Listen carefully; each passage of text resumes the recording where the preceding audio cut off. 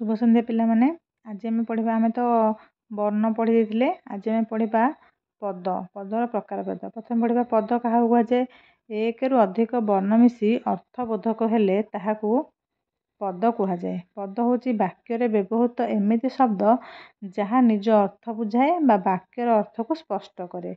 उदाहरण चक चक मैंने दीटा वर्ण एक रु अधिक जिते वर्ण हो पार से गुड़िक मिसिला पर जो शब्दटी सृष्टि हुए तार अर्थबोधक होता दरकार। जमीक चक दीटा वर्ण मिसिला है चक चक गोटे आम जाचे चकर अर्थ कौन।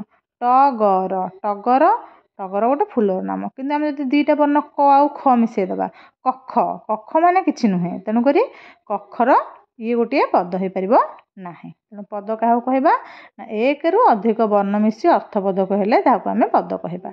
ये पद हूँ 8 प्रकार। इंग्लिश रे नाउन विशेष्य प्रोनाउन सर्वनाम एडजेक्टिव विशेषण वर्ब हूँ क्रिया एडवर्ब क्रिया विशेषण प्रीपोजिशन सम्बन्ध सूचक अव्यय कंजक्शन संयोजक अव्यय इंटरजेक्शन विस्मयबोधक अव्यय।